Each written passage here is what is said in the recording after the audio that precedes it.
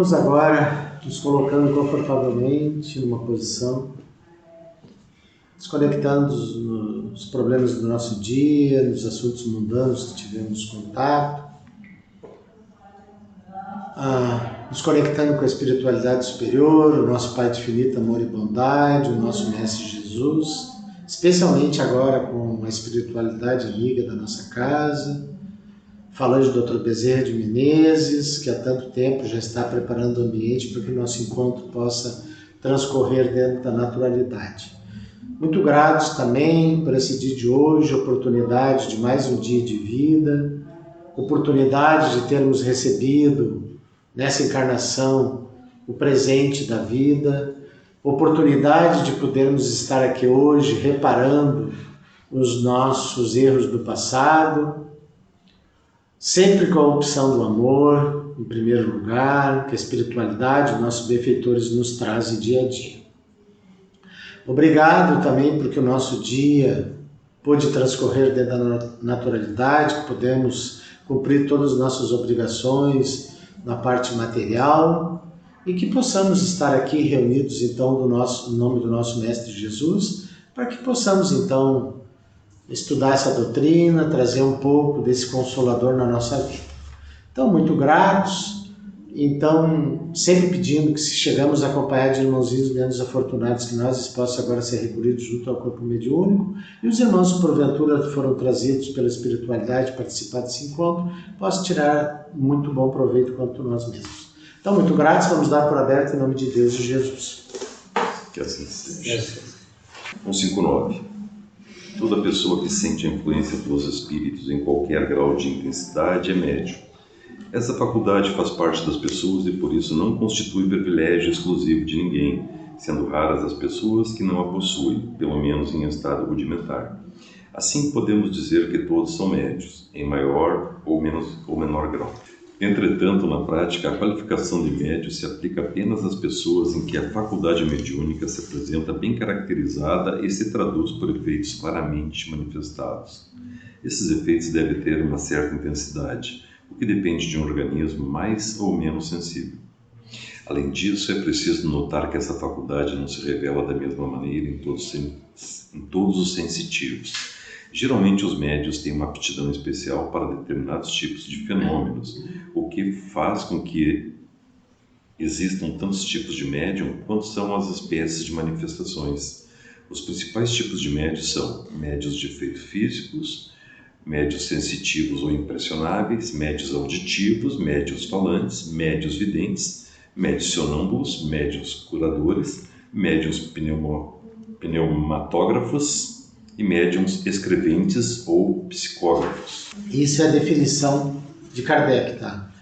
Lá no início do Livro dos Espíritos ele fala que, em síntese, todos somos médiuns porque sofremos influência do plano espiritual. Mas era dividida em duas partes. É que aqui não está muito claro isso. Então existe a mediunidade normal, que é a influência do plano espiritual, e a mediunidade ostensiva, tá? Que é essa mediunidade que algumas pessoas trazem, que são todas essas: médios de efeito físico, pessoas elétricas, médios sensitivos, impressionáveis, médios auditivos, falantes, videntes, sonâmbulos, curadores e pneumatógrafos, tá? Esses são ostensivos, e aí ele vai detalhar um por um, porque em síntese, né? Porque tem aquela célebre questão do Livro dos Espíritos, né? Que influência os espíritos têm sobre nós? Qual é a resposta de Kardec? Mais do que a gente pensa. Em síntese, são eles que dirigem a nossa vida. Então, somos médios porque sofremos influência, mas não somos médios ostensivos. Então, a única dessas faculdades, tá, que a gente consegue, tá, aprender ela, não sendo, ela pode vir latente, mas a gente pode aprender com ela a psicografia. Tanto que vocês podem ver que ela é a última ali embaixo, né? Tá? Essa E nunca vai ser um médium que seja nato, né? Digamos, puro sangue. O psicografo, aquele que já vem com isso. Que nem era o caso do Chico. O Chico não aprendeu. Chico lá, aconteceu um troço, lembra daquele filme? Mostra. Ele já saiu escrevendo no primeiro dia. Essa era a faculdade mais latente dele. Apesar de ele ter todas as outras. Por quê? Missão dele. Que essa era a missão dele, escrever. A do Divaldo, qual é que era a mais latente de todas? Falar. Não, e a evidência, tá? Evidência. A primeira coisa latente na vida dele, o que ele viu? Quando ele era muito criança. A avó. Evidência, avó. A evidência. E isso foi a coisa que mais teve. Por quê? Qual é que era o trabalho dele? O Divaldo escreveu livros ditados pela espiritualidade. É diferente, entendeu? Ele escrevia os espíritos ditando. Certo? O Chico não. O Chico é como a Ilse. Se mediuniza ali e sai escrevendo. O Divaldo ouvia. Tanto que ele conversa com ela sempre. Entendeu? Então, o Divaldo também tem outras faculdades. Mas qual é a mais latente? A que ele precisava exercitar nessa encarnação. Então tinha essa diferença dele e do Chico. Sim. E aqui o que eu iria perguntar, pneumatógrafos é a psicografia. É uma espécie disso. Uma O espécie. Chico é completo. Mas o Divaldo também tem quase todas, tá? Só que assim, eles não têm a mesma elevação espiritual. O Divaldo não é Chico. Tá? O Chico é um espírito muito mais ancestral, um espírito que estava lá. Segundo alguns, quem era Chico? João Batista. Então, imagina, ele veio preparar. E uma das encarnações dele foi Kardec. Ele teve outros, ele foi Sócrates ou Platão, não me lembro qual dos dois. Tá? Então, eles... É um espírito que já está na caminhada muito... Tanto é que uma coisa que geralmente não acontece, o mentor dele era um espírito menos evoluído que ele, mas era um espírito afim. Eles eram amigos espirituais. Eles já se conheciam lá desde Roma já. O Chico. Não sabe que é só uma curiosidade. Não é soberba minha nem nada. Mas na minha primeira... eu trabalhei em Humberto de Campos há pouco tempo. E nós tínhamos o grupo também de estudos. Mas é completamente diferente porque é uma casa federal. Claro. E no primeiro exercício de todos aqueles alunos, a primeira mensagem que eu recebi, não sabia quem era, Bezerra. Para ver. Quando eu lembro que os professores recolheram para analisar, sei lá, e quando olharam, eles me olharam assim, não entendi nada, não entendi, mas a primeira foi Bezerra. Para ver. E aí quando eu vim aqui na Jura, eu vim dizer para ela, Jura, eu já trabalhei, eu preciso trabalhar. Vai dar assistência por um ano, vamos ver, a gente vai te analisar. E outra coisa, quando a gente vai numa casa, tu pode ser o diretor espiritual de uma outra casa. Tu vai na outra casa, isso não quer dizer nada, porque tu tem que ter afinidade fluídica com a casa, com o trabalho da casa, porque senão sabe o que vai acontecer? Tu vai participar do trabalho de passe, na outra casa era diferente. Tu vai chegar ali e tu vai dizer, mas lá era melhor. Lá se fazia assim, e não existe isso de melhor. Existe de como se faz aqui, como se faz lá, tá? Tu tem que te sintonizar com essas questões. Então, a gente tem que vir e tem que fazer isso. Tu tem que dar frequência na casa. Depois tu fica um tempo aí abrindo porta, fechando porta, participando do grupo. E depois tu é convidada a participar do grupo. Não interessa o que tu fez na outra casa. Entendeu? Lá tu podia ser o cancã do negócio, não interessa. Tu tem que te sintonizar com a energia fluídica que está aqui dentro. Porque isso aqui é um somatório dos médiuns e da equipe espiritual. Tudo que está acontecendo na nossa casa. Então, cada casa, isso existe uma liberdade dentro da doutrina, né? de os trabalhos ser praticados desde que se siga um certo, não podemos dizer ritual, mas um certo protocolo, digamos assim. Não se pode assim se mediunizar aqui, se incorporar e sair pisoteando as pessoas, se arrodeando. Isso não é permitido. Apesar, isso pode acontecer, tá? Vem uma pessoa que trabalhou em algum centro de matriz africana, quando ele sente a energia fluídica aqui, naturalmente, talvez aquele mentor que trabalhava lá, aquela entidade, vai querer se manifestar aqui. O que ele vai fazer? O que ele sempre fez? Vai querer dar consulta aqui dentro. Ah, isso é errado, isso não funciona? Não. A gente não está aqui para julgar como é feito em outros lugares. Mas aqui não se faz assim. Em centro espírita, né, federado ou não. É porque assim, ó, até hoje a gente não pode dizer mais centro espírita. Hoje é um cunho. Quando tu diz que um centro é espírita, tu está dizendo que ele é federado. Porque a federação, ela se apossou desse termo. Eu acho que até que eles fizeram um registro do termo. Tá? Então hoje nós se enquadraríamos numa casa espiritualista. Certo? Porque só pelo fato de nós não sermos federados. Mas nós seguimos, a nossa casa especial, ela não é federada por uma opção. Mas a gente, tudo que se tu for numa casa federada tomar um passe, é exatamente igual aqui. Né? Antigamente, no tempo da Dona Júlia, tinha algumas coisas. Tinha trabalhos de cura, que na época o Humberto de Campos também tinha. Tinha fluidificação de água, você lembra de trazer água aqui? O Humberto de Campos também tinha. Mas isso caiu fora agora. Tu pode trazer tua água ali, como a daí seria, está sendo fluidificada. Qualquer um de vocês pode trazer, inclusive no grupo de estudo, ela é fluidificada igual. Aqui na casa. E mesmo ela ficando em casa, é só tu mentalizar. Ah, sim, mas aí tu tem que tu tem que estar vibrando. Mas essa água que entrou aqui na casa, ela já está sendo fluidificada. Como então, aquela do bebedouro também, né? Também, né? Ali quando tu pega ali, ele já tem o fluido, mas ela não, porque aquilo ali vem da rua. Da rua, né? Mas assim, a partir do momento que a gente pega e traz ela já pela energia, por tudo que tem aqui dentro. Essa é importante. E eu estou gostando disso, porque no início do trabalho eram os palestrantes que faziam a prece inicial. Agora aquilo ali é bom, sabe para quê?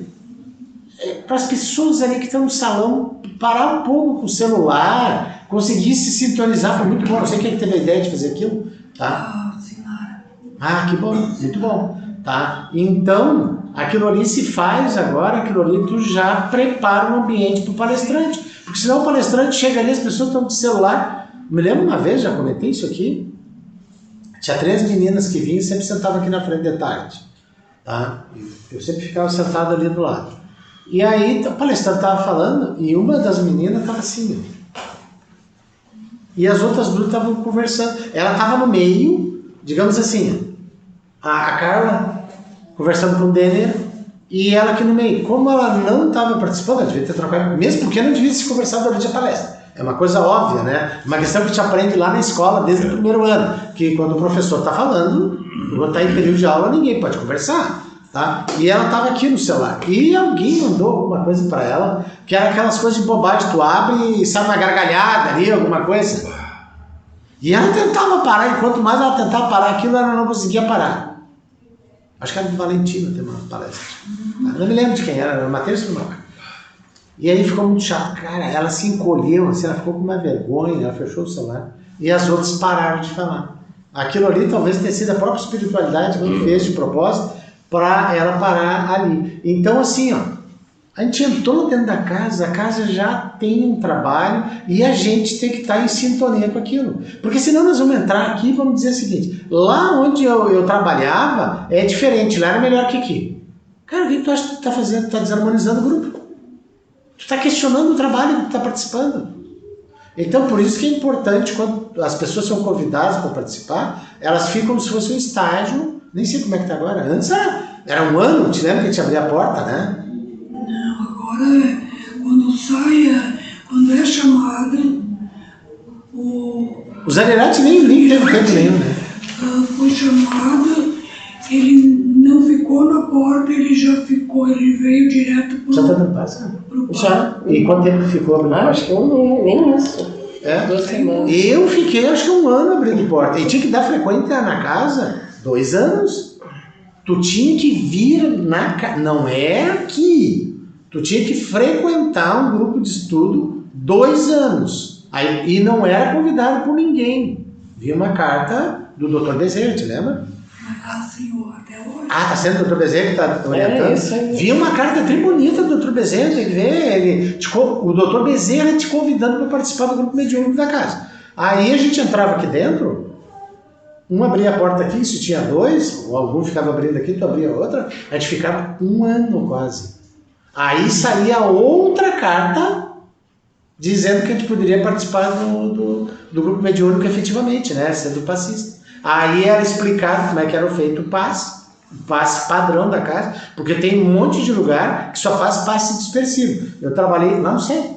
Lá é só dispersivo sempre, e nem sempre o passe precisa ser dispersivo. O passe dispersivo tem que ser em situações, digamos, especiais, entendeu? Uma pessoa está muito, ou um médium, se um médium foi dar passe em alguém estava com uma vibração muito baixa ou alguma coisa, e ele pegou aquilo, principalmente os psicofônicos. Aí, às vezes, eles ficam desequilibrados, aí eles têm que tomar um passe dispersivo, para no final, ainda está se fazendo, no final do trabalho, os aportes ainda, né? Não faz mais também? Quase não, só em caso... Antes se fazia bastante isso. O que é passe dispersivo? É aquele que primeiro tu limpa. Ah, tá, tu limpa, tá, isso tá. Mas isso não se faz sempre, né? Não faz, eu não fiz isso se faz quando é necessário. Eu aprendi dessa forma, pelo menos. Na segunda-feira, sempre, cada vez mais, tem uma disciplina maior. Para encaminhar para a segunda. Sempre. Às vezes a gente encerrava o trabalho aqui, mas a gente ficava aqui. Porque tem os aportes. Aí algum médium pegou alguma entidade que estava acompanhando a pessoa e aí era feito aqui. Tá? Agora se encaminha para a própria equipe espiritual da casa, ela fica em contenção aqui até segunda, né? Faz sentido, tá? É como aqui. Só para não atrasar o trabalho. Mas que já pensou se no meio aqui dá passagem a se mediunizar pela entidade? Já pensou no meio do trabalho acontecer isso? E olha, já aconteceu daqui de entrar pessoas aqui, jovens às vezes, que desequilibram o trabalho, que nós temos que fazer uma nova abertura. Não sei se vocês já pegaram isso, acho que vocês não. Mas tem épocas assim que a casa estava sendo atacada, tinha uma falange de freis, eu acho que era, te lembra? Que veio até a comunicação da equipe espiritual, que existe uma falange aqui de jesuítas, aqui principalmente no sul. A função básica dele é destruir sete espíritos, lembra? Teve uma época, acho que uns 4 anos atrás. E aí o que acontece? Eles começam a dar entrada na casa, tá? Para atacar os médiuns e começam a trazer pessoas que... Desarmonizadas, aí eles digamos assim... se encaixam naquela pessoa, digamos assim, eles não ficam... A pessoa não está mediunizada, tá? Mas eles estão acompanhando e eles conseguem entrar junto com a pessoa, como se fosse o obsessor. Aí eles entram aqui, uma vez eu me lembro, uma jovem que veio aqui, nós tivemos que começar, o Luciano, a Marinês, os dois ficaram muito ruins, sendo que nem foi eles que deu passe nela, foi uma outra pessoa aqui, tá? Mas aquilo ali era nessa época que a casa estava sendo atacada. Tudo isso que nós estamos falando, esses extras, tem tudo a ver com isso aqui. E aí quando acontece isso, tranca lá, não entra mais ninguém e começa a fazer... Eu não sei como é que estão fazendo agora, mas a gente fazia assim. Aqui, eu acho que esse episódio que o Gerson tá comentando, aí foi uma questão de uma... Era uma moça. Uma moça. Era uma jovem, muito jovem. Ela veio, essa vez, ela nunca mais veio. Nunca mais veio. Ela estava mediunizada. Mas ela veio só para tomar um passe. Para tomar um passe. Não, ela veio aqui não para isso. Né? Não. Entre aspas, né? Claro. Quando nós tentamos ajudar, o que aconteceu? O grupo mediúnico, os médiums, se assustaram. A palavra acho que foi se assustaram. Porque ela estava tentando, ela mexia os braços desordenados e dava a intenção que ela queria tirar a camisa dela. Como se ela tivesse alguma coisa pressionando ela. Mas não, a gente conseguiu conter, mas foi assim, foi um exercício para nós, para ver como cada vez mais a gente precisa se preparar. Não é só vir direto de casa para dar o passe. E outra coisa Começar que o dia, já tem que começar a... E o dirigente do ter dia do alimentação, trabalho né? tem que estar vigilante, porque era a Eleni. E a Eleni tinha feito um atendimento fraterno com ela antes. E a Eleni ficou meio apavoradona com o que tinha visto lá. Tanto é que nós passamos lá na frente, te lembra? Ela foi passada na frente. E aí o que acontece? A Eleni, quando ela entrou, disse assim, nós vamos atender uma menina que é terrível. Ela tá acompanhando. Aí já trouxe aquilo tudo pro grupo, entendeu? Ali, ela se sintonizou com aquilo ali. Isso tem que ter cuidado também. Então, o trabalho mediúnico não é uma coisa assim que uma pessoa vem de fora, pode chegar aqui e quer trabalhar na casa. Ela tem que estar em sintonia com a equipe espiritual da casa. Porque senão, tu vai estar prejudicando, tu está desarmonizando. Além de tu não ajudar, a equipe espiritual vai ter que te isolar, tu vai ficar isolado, porque tu não vai passar isso para ninguém. E aí as outras pessoas que estão trabalhando ali ainda vão ter que doar uma quantidade extra de energia para suprir o que aquela pessoa precisa. Então, além de tu não ajudar, ainda tu prejudica o trabalho. Então, por isso que tem que ver e tem que ser avaliado. Eu sempre acho que médiums todos somos. Uns num grau maior ou menor. Mas a gente não pode chegar numa casa e dizer assim, eu vou começar a trabalhar lá, eu vou fazer isso, vou fazer aquilo. Ah, mas na outra casa eu fazia isso, fazia aquilo, eu participava lá, eu fazia psicografia, eu dava passe, eu era médium que trabalhava numa sessão, num grupo de desobsessão, eu recebia qualquer tipo de entidade lá. Aqui é outro departamento. Já vi gente que tinha lá no Célio, um cara que era dirigente, ele saiu da casa, ele era dirigente de um grupo de desobsessão. Aí ele resolveu sair da casa, que era muito longe para ele, morar no Alvorada. Foi convidado para o centro espírita que estava começando. Ele ficava na porta, entregando ficha. Aí um dia nós falamos com ele, disse, mas André, está entregando ficha. Ele disse, Jansen, eu estou realizado. Eu nunca fui tão feliz na minha vida como entregar ficha na porta lá. Eu me realizo mais como médium lá, entregando lá, sendo útil para as pessoas, dando um abraço, um sorriso quando as pessoas chegam, do que tudo que eu já fiz aqui no grupo de desobsessão. Se lembra que nós já falamos sobre isso? O que é a felicidade?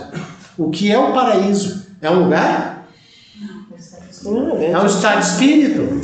Mas entregar ficha é o trabalho mais difícil numa casa. Não, pega a carga, mas assim, ó, é considerado um trabalho inicial das pessoas que são convidadas ao trabalho da casa. Eu entreguei ficha aqui 1 ano. Depende de como a pessoa vê isso. Tem pessoas que veem isso como uma obrigação. Não, tudo bem, mas aí sensibilidade. Eu sou um cara sensível. Eu já pego, a pessoa está lá no corpo, já estou sentindo, conforme vem aquela energia, tu já começa a te mandar 10. Isso é um grande exercício de humildade. Exatamente. Porque a pessoa que ela se sente humilhada porque ela está recebendo uma pessoa entregando ficha, ela não tem condições de trabalhar no grupo mediúnico.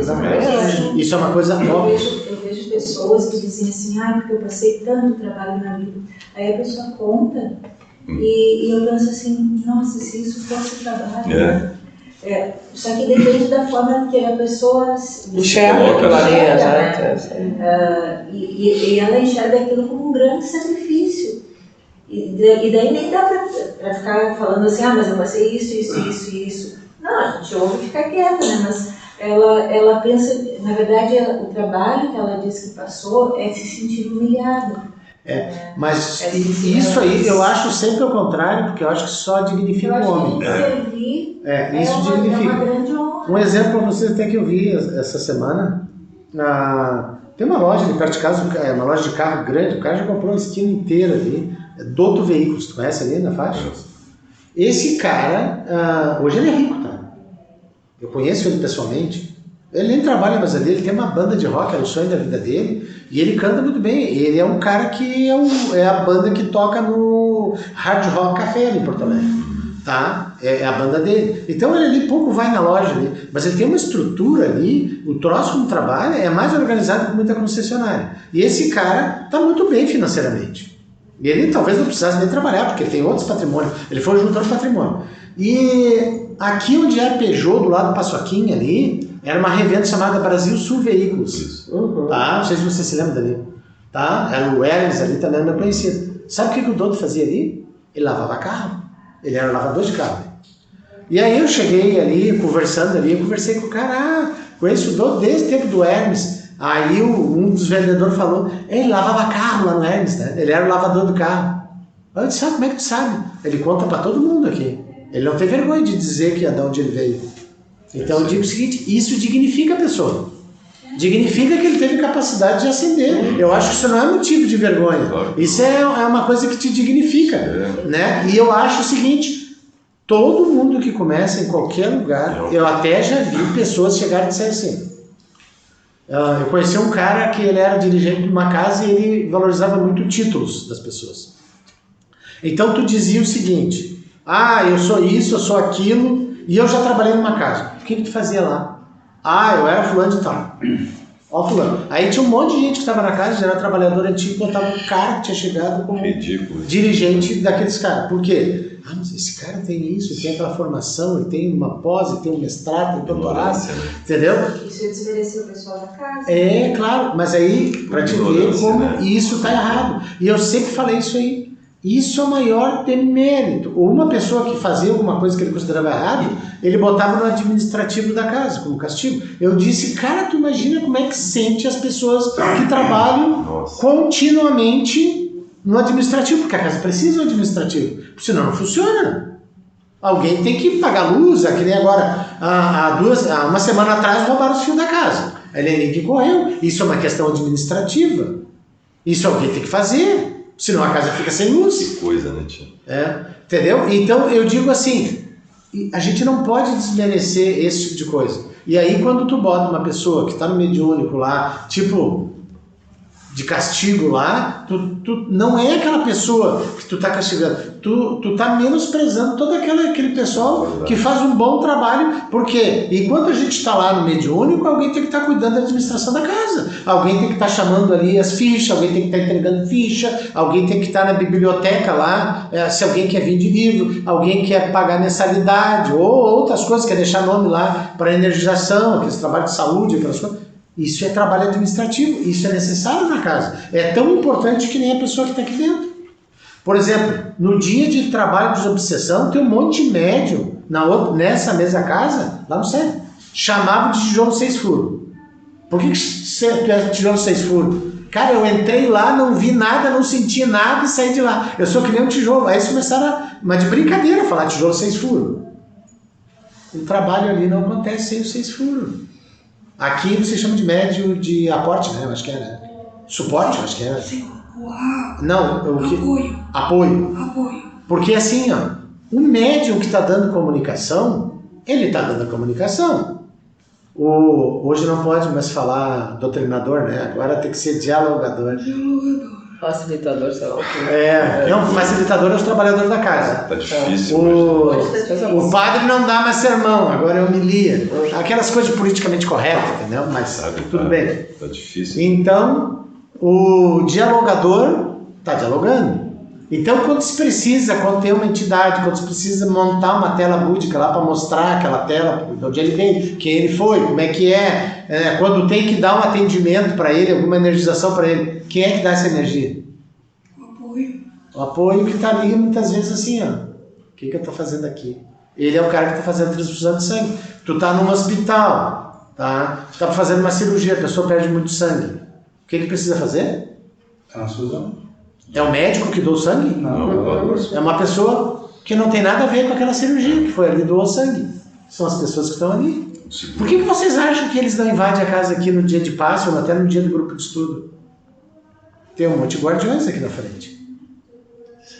Estão protegendo a casa. Tá? Mas aqui, por exemplo, eles precisam de energia para fazer isso. Muitas vezes os consulentes e os médicos que estão ali no administrativo estão doando a energia necessária para que o trabalho aconteça. Então, assim, A questão da mediunidade é uma questão muito complexa, porque a gente tem ostensiva, não tem ostensiva. Tá? Mas eu sou um cara muito importante durante o trabalho, porque eu estou doando energia. Tá? Eu tenho um papel fundamental no trabalho. Outra coisa, eu tenho que estar em sintonia vibracional, não adianta eu ser médium. Quer ver uma coisa? Médios psicofônicos podiam estar ajudando muitas pessoas. Às vezes são médios desequilibrados. Eu conheci uma menina que ela acabava com as festas, tudo que ela era normal. Se tratava ela como ela tomava remédio para epilepsia. Isso é muito comum, tá? Porque a mediunidade se confunde com esquizofrenia, epilepsia, entendeu? Porque a incorporação dela, ela incorporava, ela se mediunizava com uma entidade que ela parecia que engolia a língua, ela achava que engolia, ela ficava, me ajuda, toda, entortava as mãos, entortava os pés. Tem muitas pessoas que dão comunicação para qualquer sofredor que tem na rua aí. E aí o que acontece? Ela tem um campo mediúnico muito aberto, ela não é como falou que são disciplinados a Marinês e o Luciano, que não se permitem que isso aconteça naquele momento, somente no momento apropriado. Quando é que é? Nas segundas-feiras, tá? Quando tem o trabalho. Ela não tinha essa educação mediúnica. E aí o que acontecia? Aniversário de 15 anos, acabava com a festa. Formatura, ninguém mais convidava ela para lugar nenhum. O pessoal tinha medo de dar um ataque epilético nela, acaba com a festa, tem que chamar a ambulância, SAMU, levar para o hospital. Chega lá no hospital, passa. Entendeu? E aí o que era? Médium ostensiva, podia estar dentro do centro espírita, ajudando muita gente, claro que ela tem o livre-arbítrio dela. Entendeu? Então, a gente é médium fora? Não, essa mediunidade não serve para nada, ela é um estorvo na nossa vida quando a gente não está dentro de uma casa. O Divaldo até relata um fato, né? Que o pai chegou com a menina amarrada, que ela estava no hospital, e ele, em primeiro lugar, desamarre ela. Não, mas ela vai quebrar tudo aqui, que não sei o que. Desamarre ela, eu não vou atender. Aí até o espírito avançou contra ele, tá? Quando soltaram, o espírito avançou e disse, eu sei quem tu é. Exatamente, daí ele parou, né? Ele parou na hora. Eu sei quem tu é, e começou a contar, porque o Divaldo chegava. A principal evidência era a mediunidade mais latente, além das outras. Né? Mas então, isso não serve para nada. Isso na nossa vida, antes de tu entrar no centro espírita, como é que era a tua mediunidade? Tu era psicofônica antes, né? Eu era psicofônica, eu me enxergo desde pequeno. Não, sim, mas isso aí é um estorvo na tua vida, antes de tu aprender da doutrina. Não entendia. E a família não aceita muito isso muitas vezes. Imagina, minha família, uma família tradicional alemã. Luterana ainda. Está enlouquecendo. Imagina, eu descrevia, tinha medo porque eu enxergava de noite, minhas irmãs tinham que me acompanhar. Né? E aí quando eu comecei, aí foi indo. Aí quando meu pai, 2 semanas antes meu pai falecer, eu trabalhava com um diretor da empresa, eu falei para ele, eu até hoje não entendo como é que eu tive coragem. O senhor pode me dispensar essa tarde, porque o meu pai está mal e ele vai falecer daqui a pouco. Eu com um barrigão de 6 meses e meio de gravidez. Eu não sei como que ele me dispensou.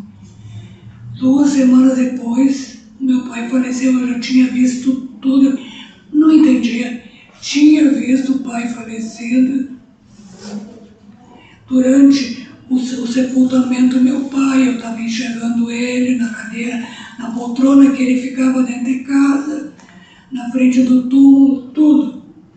Ele depois, quando ele vinha, conversava comigo, batia na porta, pedia comida, ficava na frente na mesa, no lugar dele, dizia, e o meu prato onde é que está? Eu estou com fome. E aí, queria entrar, ele não, claro que ele não podia entrar. Nossa. Aí um colega meu da empresa me auxiliou e me levou para a primeira casa espírita, André Luiz. Ainda bem, né? Aí eu cheguei, a primeira vez que eu cheguei lá, uma casa menor que a nossa, ali no bairro do Niterói, acho que ela não existe mais. Nunca vi falar dessa casa. Ela seguia os ditames de Edgar Armand. Ah. Bem rígidos. Sim, rígidos. Sim. É do abismo, das areias do tempo, almas afins. Isso. E aí a primeira vez foram os médiuns, e quando eles voltaram da Câmara de Passe, eu perguntei para a dirigente lá, quem são todos esses espíritos que entraram? Quem são? Porque era uma filha, né?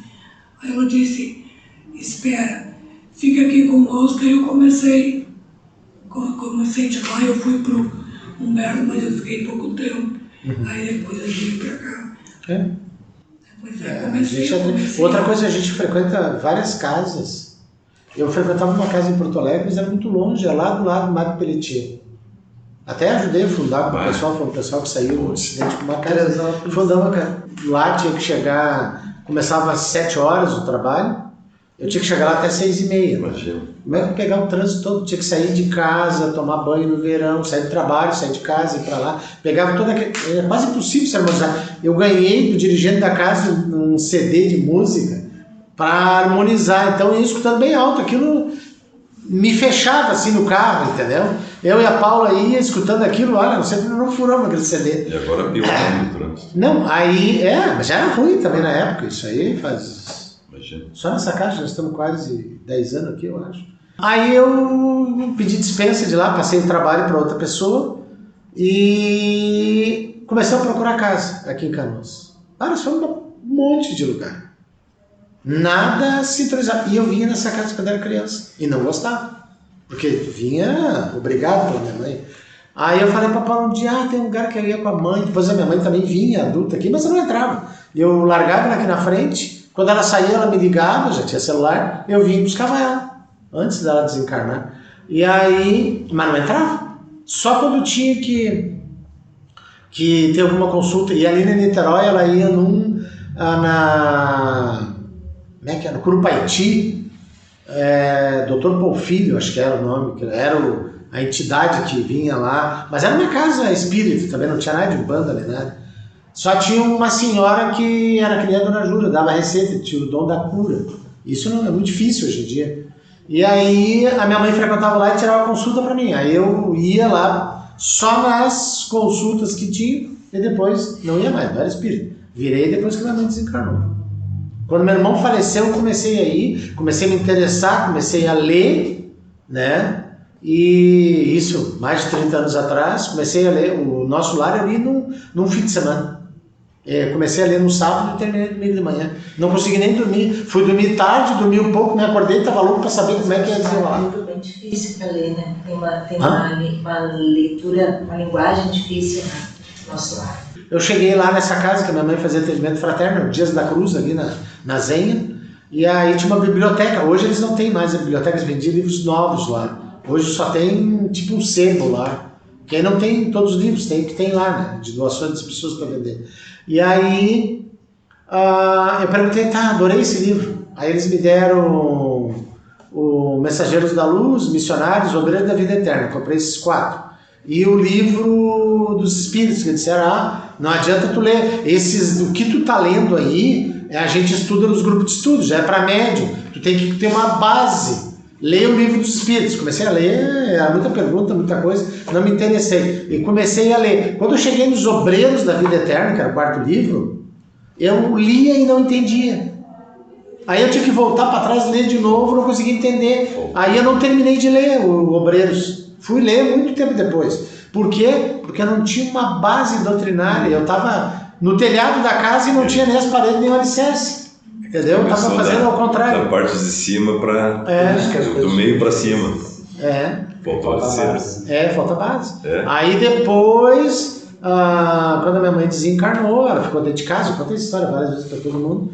E aí eu fui no Dias da Cruz, onde eu ia antes. Eles estavam de férias. Aí eles disseram, quando tá de férias nós vamos no centro, que nunca fecha. Que era lá o SERI.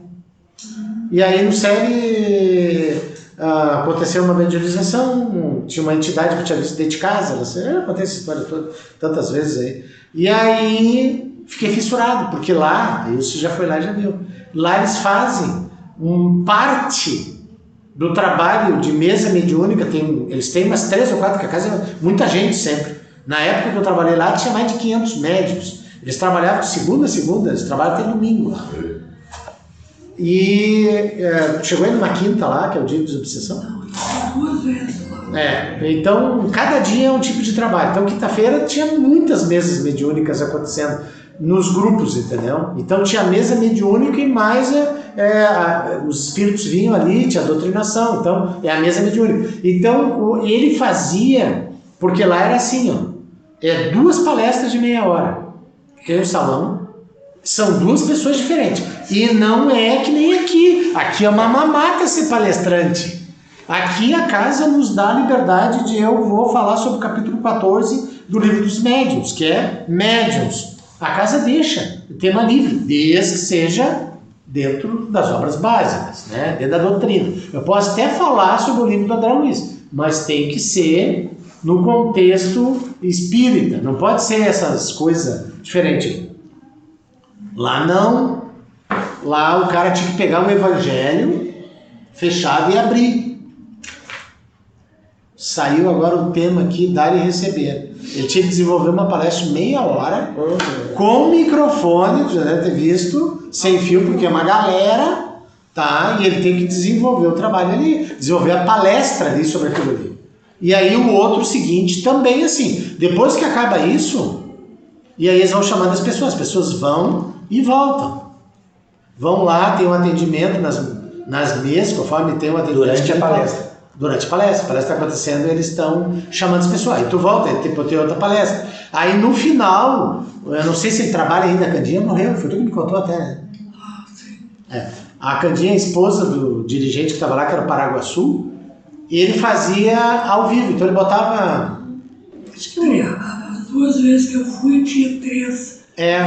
Na época que eu ia, tinha uns 5, 6 médiums, que eram psicofônicos, e ele abriu o campo mediúnico e eles se mediunizavam, às vezes todos ao mesmo tempo, às vezes algum. E ele ia doutrinando um por um, para todo mundo ver como é que funcionava. Isso é contra os ditames da doutrina. Isso não deve ser feito na frente das pessoas. As pessoas têm que ter um entendimento. Mas é proibido agora, não pode mais. Só em casa federada que é proibido. Ele não é federado, lá não é federado. Entendeu? Então eles fazem, acho que eles fazem até hoje. Mas onde é federado não pode. Aquilo ali me fascinou.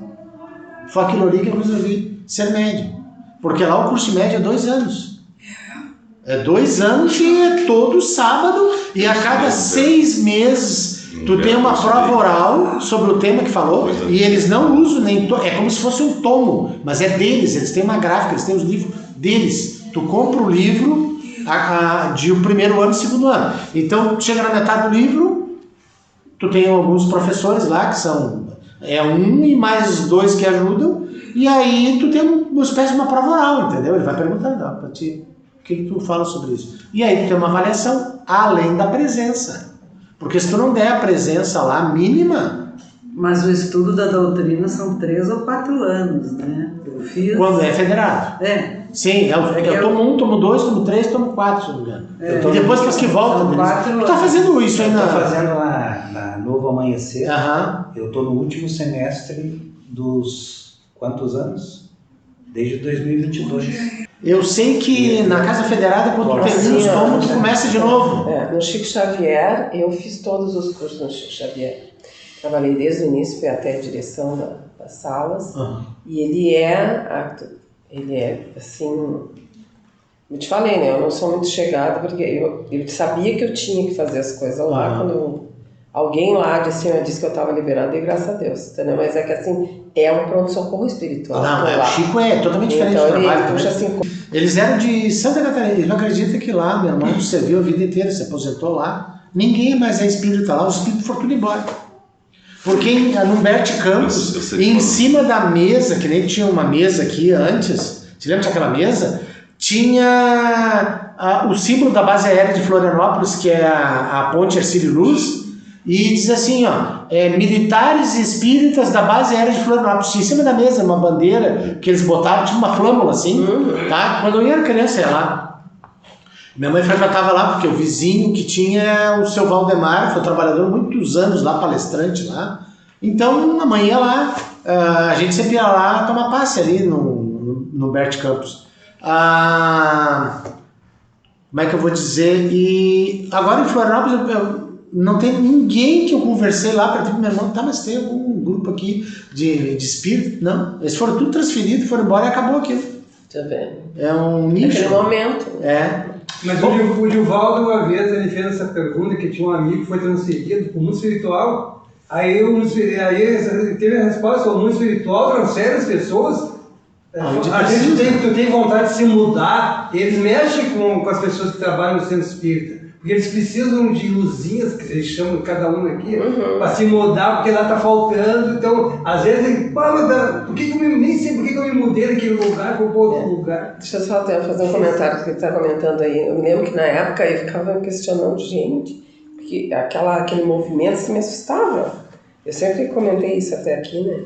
E eu disse, gente, será que eu tinha que estar aqui mesmo? Mas assim, eu pensava pra mim. Teve um colega do meu lado que olhou assim pra mim e disse assim pra mim, tu tá onde tu tem que estar. Como se ele tivesse ouvido o que eu tava pensando, tu entendeu? Até que depois, em determinado momento, eu fui liberada. Eu acho que eu tinha me comprometido, em algum lugar, me comprometi em fazer aquele trabalho. Mas também, quando eu fui liberada, eu dei, entendeu? Graças a Deus. Porque pra mim era puxado. Não que o trabalho fosse ruim, não é isso. Mas para mim, eu sou impressionável. Então, para mim, era muito puxado aquilo ali. Tu não poderia jamais trabalhar numa desobsessão. Não gosto. Mas é aquilo que eu estava dizendo, ó. Não é questão que às vezes a pessoa não quer trabalhar na porta. É uma questão que eu sei onde eu posso trabalhar, eu sei o que preciso depois. Então aí tu vai te meter numa coisa que tu vai sair daqui mal, você aspira para sair bem, né? Tu não pode, nenhum trabalho tu pode sair mal. Exato. Isso que eu estou esperando, né? Que eu faço. Só um comentário aqui da casa, só um parênteses. Esse lugar que é perto do Mar de Pelletier, lá, indo pela Avenida Teresópolis, ficava à esquerda, atrás tinha um morro, tá? E os caras diziam que era perigoso deixar carro, coisa ali. Nunca aconteceu nada. Qual era a casa? Amigos da Espiritualidade. Ela existe ainda lá, no mesmo lugar. E um dia eu estava participando, eu estava dirigindo o grupo lá e veio um rapaz que era dali para tomar passe. Ele estava muito mal, assim, ele estava muito nervoso, assim, sabe? Ele estava complexo de culpa, assim, um remorso, uma coisa. Tu via assim que ele estava mal, assim, psicologicamente. E aí ele, só que ele não contou, né? Nada. Ele só disse, tô mal, tô ruim, não sei o que está acontecendo comigo, que eu não sei o que. A gente pensa, uma obsessão. E aí, uma das meninas se mediunizou numa entidade, ele já tinha ido embora, né? Ela se mediunizou, a gente liberava a pessoa. Quando era médium, tipo a pessoa dizia assim, eu sou médium lá do Bezerra de Menezes, lá de Canoas. Aí, ela recebia o atendimento ali, um passe. Tu quer ouvir? Tu quer participar? Tu quer ouvir? Eu quero. Tinha uns que eram médios e dizia, não quero. Não tem problema, pode ir embora. E aí ele foi embora, tá? Aí a entidade falou, sabe por que ele tá assim? Ele veio aqui porque ele tá com complexo de culpa. Ele matou o fulano de tal, disse até o nome da pessoa. Entendeu? Ele matou, ele tá assim porque ele tá com remorso que ele matou. Ele saiu dali, entendeu? Ele não falou nada pra nós ali dentro. Claro, se ele fala, ele tem medo. Mas aquele pai e aquela mãe que eram espíritas conseguiram transmitir, porque assim é muito difícil tu sendo espírita, os filhos serem, entendeu? Às vezes eles não gostam porque foi imposto para eles quando eram jovens e tudo mais.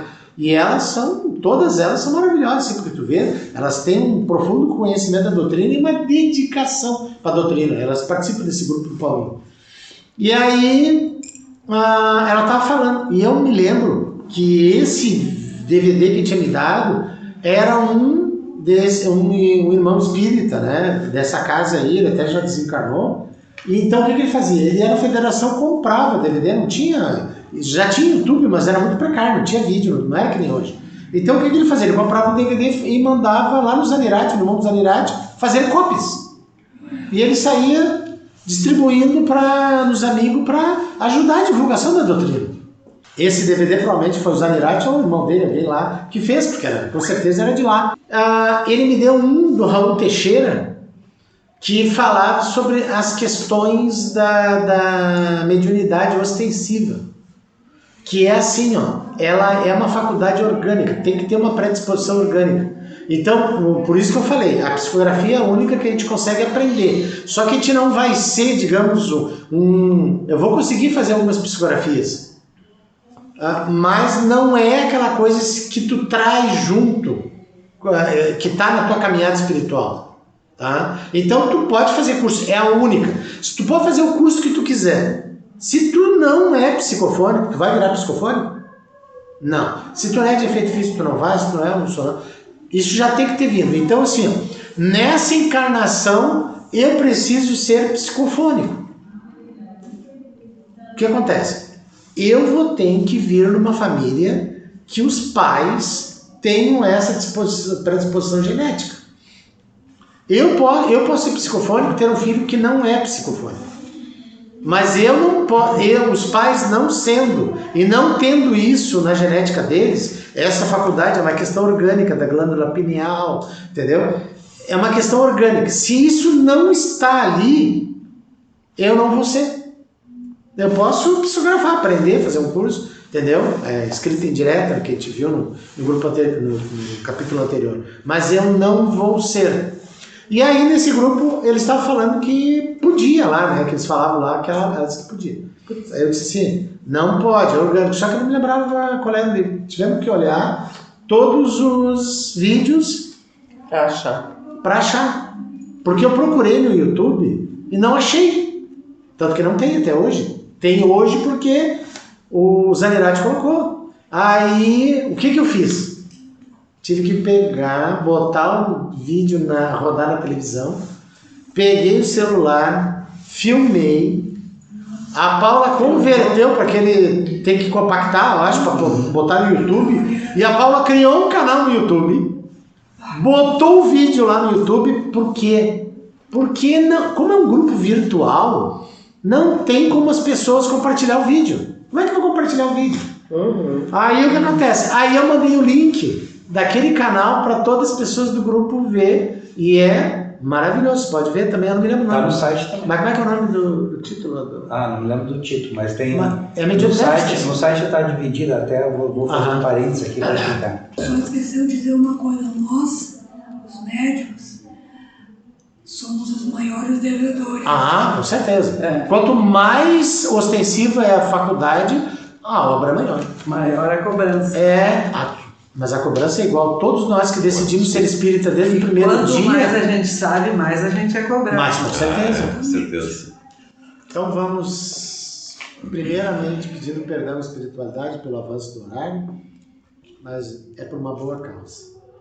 Agradecendo, então, o nosso encontro transcorrido dentro da normalidade, ter sido tão proveitoso, acredito, para todos nós e também para os irmãos do plano espiritual que aqui participaram.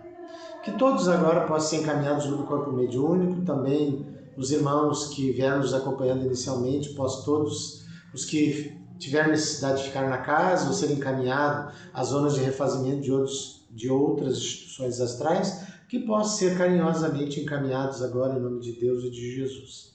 Muito gratos pela equipe espiritual ter nos auxiliado, Espírito da Verdade especialmente, nos orientando, nos auxiliando, e que possamos então dar por encerrado esse grupo de estudo dessa noite, não antes pedindo também proteção para nós, para os nossos guardiões, nossos mentores, para que possam nos acompanhar em retorno aos nossos lares, familiares e afazeres, levando um pouquinho dessa centelha que recebemos hoje, dessa doutrina maravilhosa, aos nossos entes queridos. Então, muito obrigado por esse encontro ter transcorrido, essa oportunidade de estarmos de encontro a essa espiritualidade amiga dessa casa, especial o Dr. Bezerra e a sua falange. Então, em nome de Deus e Jesus, vamos dar por encerrado esse grupo de estudo dessa noite.